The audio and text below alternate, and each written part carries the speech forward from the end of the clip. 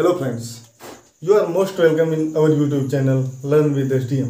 Friends, आज tense के एक नए टॉपिक पे आया और नया टॉपिक क्या है आप वो देख करके समझ रहे होंगे। थंबनेल में आपने देख लिया होगा, आपको पता चल गया होगा। फिर भी मैं बता देता हूँ कि अगर आपको टेंस की थोड़ी भी बहुत जानकारी है तो इस वीडियो को देखने के बाद आपको 10 से 15 मिनट में पूरा टेंस का पता चल जाएगा, सिर्फ एक वीडियो में। और इसके अलावा आप ये चार्ट देखने के बाद, इसके अलावा आप अगर ये चार्ट देख लेते हैं पूरा, तो फिर टेंस में कोई प्रॉब्लम नहीं होने वाली। तो आइए शुरू करते हैं। Let's start. All tenses in a single video, एक वीडियो में आप सभी टेंस मिलेंगे और इसका एक चार्ट है, प्रेजेंट, वर्तमान, पास्ट और फ्यूचर। अब यहाँ पर जैसे ये इंडेफिनिट टेंस है, कॉन्टिन्यूअस है, परफेक्ट, परफेक्ट कॉन्टिन्यूअस। तो आपको ये चीज़ समझना है कि ये इंडेफिनिट, कॉन्टिन्यूअस, परफेक्ट और परफेक्ट, ये चारों जो है हर टेंस में, मैंने जो टेंस पढ़ा है उस टाइम पे भी ये बताया आपको कि ये सारे टेंस जो है, ये part, present indefinite tense, present continuous, वैसे पास्ट इंडेफिनिट, पास्ट कॉन्टिन्यूअस, सभी के पार्ट वो सेम होते हैं, उनके रूल्स भी सेम है।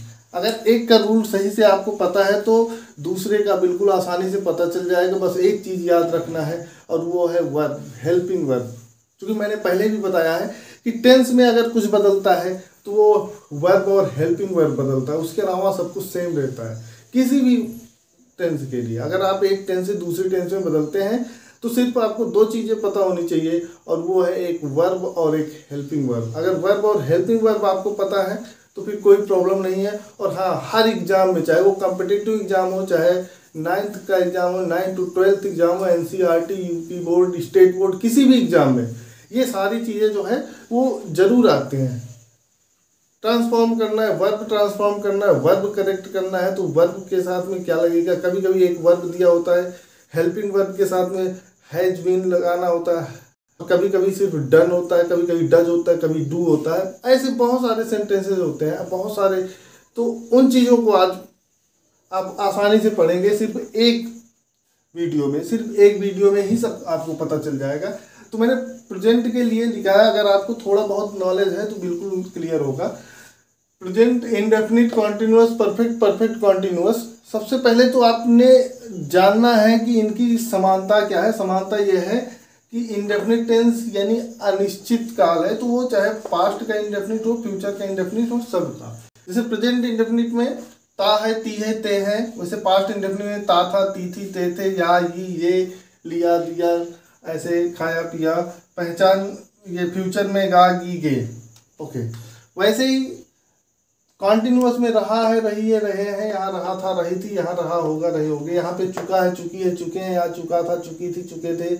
यहाँ पर भी या था, ये थी, ये थे होगा, या चुका होगा, चुकी होगे। यहाँ पे रहा, रही, रहे हैं प्लस समय। अब देखना है कि आपको बहुत सारी चीज़ें बिल्कुल सेम मिलेंगी एक चीज़। जैसे यहाँ पर ता था, ता है, ती है, तो यहाँ पे ता था, ती थी, यहाँ पे गा, गी, गे। ये देखो सेम है, सिर्फ क्या बदलाव है, लास्ट का था, थी, थे। तो आपको वैसे भी प्रेजेंट, पास्ट और फ्यूचर के लिए सबसे पहली वीडियो में मैंने पहचान बताई है, और वो पहचान ये है कि अगर है आएगा एंड में, है, तो वो प्रेजेंट का है, क्योंकि वो कंटिन्यू प्रेजेंट में चल रहा, अभी का है। अभी आप अगर मैं पढ़ा रहा हूँ, तो आज के लिए, अभी के लिए लिखेंगे तो मैं पढ़ा रहा हूँ, वो पढ़ रहा है, ये आएगा। लेकिन अगर हमने कल के लिए बोला तो वो होगा पढ़ रहा था, मैं पढ़ा रहा था, या मैंने पढ़ाया था। और अगर आने वाले टाइम के लिए पढ़ोगे तो मैं पढ़ाऊंगा या मैं पढ़ूंगा, ऐसे होगा।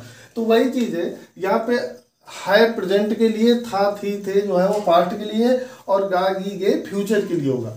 अब देखिए, ता है, ती है, ते है, या ता था, ती थी, या, ये वर्तमान के लिए इंडेफिनिट में, और पास्ट यानी सबके इंडेफिनिट के लिए समान। तो वैसे रहा, रही, रहे कहीं पर भी आ रहा है तो उसके बाद आपको ये देखना कि है या था है या गा है। इन चीज़ों से आपको पता चल जाएगा प्रेजेंट का है, फ्यूचर का है, कॉन्टिन्यूअस किस टेंस का है। फिर परफेक्ट, चुका है, चुकी है, चुके हैं, ऐसे। तो ये देखिए, सब में चुका है, इसमें भी हर जगह पर चुका, और हर जगह पर जब चुका है तो उसमें भी आपको ये पता चल जाएगा कि है अगर आया है तो प्रेजेंट परफेक्ट है, था आया है तो पास्ट परफेक्ट है, और चुका होगा तो फ्यूचर परफेक्ट है। अगला है परफेक्ट कॉन्टिन्यूअस टेंस। इसके लिए रहा है, रही है प्लस समय होता है, वही पास्ट परफेक्ट कॉन्टिन्यूअस में रहा था, रही थी प्लस समय। और ये रहा होगा, रही होगी प्लस समय आएगा। आपने जैसे मैं कोई वाक्य लिखता हूँ और बिल्कुल सिंपल वाक्य लिखूंगा, सिंपल सेंटेंस लिखूंगा, जिससे क्या होगा कि इससे छोटे उसमें आ जाएगा। तो अगर मैं लिखता हूँ आई और ये गो, तो यहाँ पे फिर आई के साथ में इज आर एम लगेगा, एम, और ये होगा गोइंग। नेक्स्ट आई और आई के साथ में यहाँ पे हैव लगता है, तो आई हैव, और गो का थर्ड फॉर्म गॉन, वर्ब की थर्ड फॉर्म प्लस ऑब्जेक्ट। अगर मैं ऑब्जेक्ट के लिए रखूं तो यहाँ पे शॉर्ट उसमें होम लिख देता हूँ। वैसे यहाँ पर भी आई हैव बीन, वर्ब की फॉर्म गोइंग टू होम, और आगे सुबह से या दोपहर से, तो अगर मैं सुबह से लिखूंगी यहाँ पे since morning. Same to same जैसे यहाँ पे आई गो टू होम, ये फर्स्ट फॉर्म लगा है, आई बहुवचन है तो इसलिए यहाँ पर आइए। वैसे दूसरा है, इसी को अगर मैं लिखूंगा तो आई वेंट होगा टू होम, वर्ब की सेकेंड फॉर्म गो का वेंट होगा, टू होम ऑब्जेक्ट हो गया। वही वैसे ही आई यहाँ पे वाज आएगा, गोइंग टू होम। वैसे ही यहाँ पे होगा आई हैड, ही सिंपल है, और उसके बाद गॉन टू होम। यहाँ पे होगा I had been going to home since morning. आइए फ्यूचर टेंस में, तो फ्यूचर इंडेफिनिट का होगा I shell go to home. यहां पर आप ये भी देख रहे हैं कि एक ही वाक्य को मैंने हर टेंस में कन्वर्ट किया है। ये देखिए फिर से होगा I shall be going to home. आगे देखिए I shall have gone to home, और यहाँ पे देखिए आई विल हैव या शैल हैव लगा सकते हैं, तो कोई बात नहीं, will have been going to home since morning. एक ही चार्ट में आपको सारे टेंस 12 के 12 टेंस पता चल गए हैं। बस आपको क्या याद रखना है, क्या चीज आपको माइंड में सिर्फ एक चीज अगर बिठा लिया, ये वर्ब क्या होगी और ये हेल्पिंग वर्ब क्या होगी। हेल्पिंग वर्ब प्लस वर्ब, अगर दो चीजें आपको पता चल गई तो आपको बिल्कुल कहीं कोई प्रॉब्लम नहीं होने वाली है। तो इसका अगर निगेटिव हम बनाएंगे, निगेटिव, तो निगेटिव के लिए देख लेते हैं। यहाँ पे आई के साथ में डू नॉट लगेगा, गो टू होम ये होगा। यहाँ पे आई के साथ में am not going to home. यहाँ पे निगेटिव के लिए होगा आई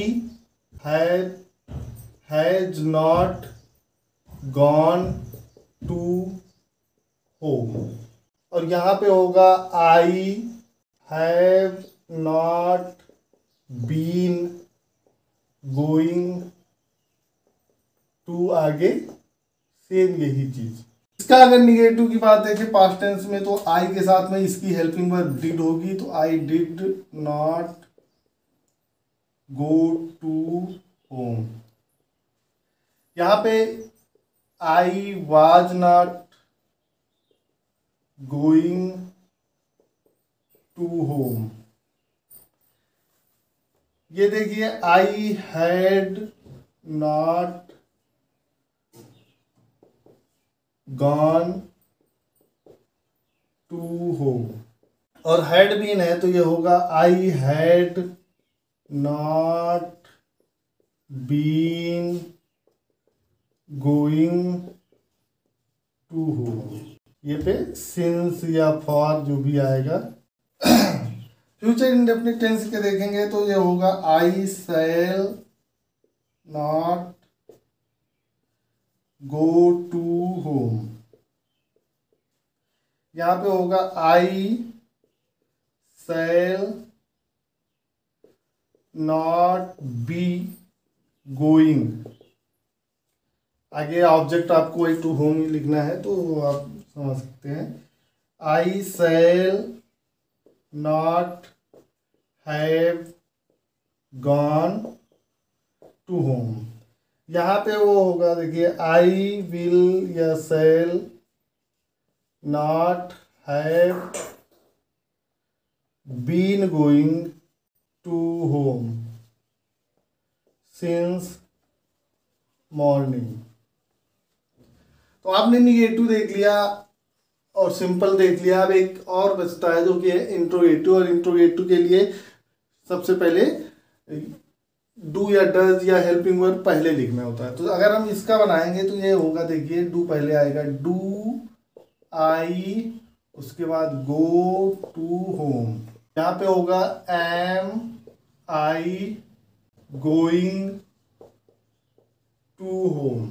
उसके बाद यहाँ पे होगा हैज पहले आएगा, has I gone to home. यहाँ पे हैव पहले आएगा, ये हैव होगा, याद रखना। यहाँ पे have I gone to home. वैसे देखिए डिड के लिए यहाँ पे होगा did I go to home. यहाँ पे वाज पहले आएगा आई, फिर उसके बाद गोइंग टू होम। हैड पहले आएगा, had I gone to home. यहाँ पर भी हैड पहले आएगा और हैड के बाद आपको ये आई लगाना है। उसके बाद देख लीजिए स्पेस कम है इसलिए नहीं बता रहे हैं। और नेक्स्ट यहाँ पे सेल पहले हो जाएगा, तो ये हो जाएगा shall I go to home. तो चलिए कि ये तो एक शॉर्ट फॉर्म में था कि अगर आप टेंस की थोड़ी बहुत पहचान रखते तो एक चार्ट में आपको एक टेंस से दूसरे टेंस में बदलने में कितनी आसानी होती है। और सारे रूल्स फार्मूला मैंने एक ही चार्ट में बना रखे हैं। तो अगर आपको और डीपली नॉलेज चाहिए तो एक एक वीडियो आप 12 टेंस है, 12 टेंस की वीडियो आपको नीचे डिस्क्रिप्शन बॉक्स में मिलेगी और वहाँ से देख करके बिल्कुल आप क्लियर से समझ सकते हैं। कोई प्रॉब्लम नहीं होने वाली, आपको बिल्कुल इजी वे में आपको बताया गया है, बिल्कुल। और हिंदी में, सबसे पहली चीज़ की हिंदी में बताया गया है। तो आप समझिए, देखो क्या है ना, अगर आप पढ़ने में थोड़ा मज़े ढूंढ रहे हो तो वो चीज़ें आपको इंटरटेनमेंट में मिलेंगी। और यही टाइम है कि आपको अपना कुछ पढ़ करके बना सकते हैं, पढ़ लिख करके। तो 10 मिनट अगर आप पढ़ने में 15 मिनट ध्यान देते हैं मोबाइल पे तो कोई प्रॉब्लम नहीं। बट यही चीज़ें हमेशा काम आती है, क्योंकि अगर अभी आपने जो है, अभी नवयुवक हो, अभी आपके अंदर एनर्जी है, पावर है, अभी आपने जो काम कर लिया है वो आपके पूरे भविष्य पे, आपकी जवानी से लेकर के और बुढ़ापे तक में पूरे उसमें काम आएंगे। आप समझते हो पढ़ना कितना आसान है? कि कभी किसी को रोड पे काम करते हुए देखा है, सड़कों पे काम करते हुए देखा है, और आप अगर पढ़ लिख लेते हैं तो वो काम से आप बच सकते हैं, आप अच्छा काम कर सकते हैं, अपने आगे आने वाली पीढ़ियों को भी सुधार सकते हैं। तो इसलिए मेरा सजेशन है कि आप जो है देखिए, ज़रूरी है, बस ये है कि पूरे दिन में 10-5 मिनट, आधे घंटे बहुत होते हैं, इनफ होते हैं एंटरटेनमेंट के लिए। पढ़ना बहुत ज़रूरी है लाइफ में। अगर कुछ करना है तो सबसे बड़ी चीज़ है कि आपको पढ़ना होगा, और पढ़ने के लिए यही चीज़ सबसे बेटर होगी। अगर ये चीज़ आपको पढ़ना अगर आ गया आपको, तो आपको आगे बढ़ने से कोई नहीं रोक सकता। धीरे धीरे अपने आप सारी चीज़ें होती चली जाएंगी और वो आपको पता भी नहीं होगा। चलिए, थैंक यू सो मच।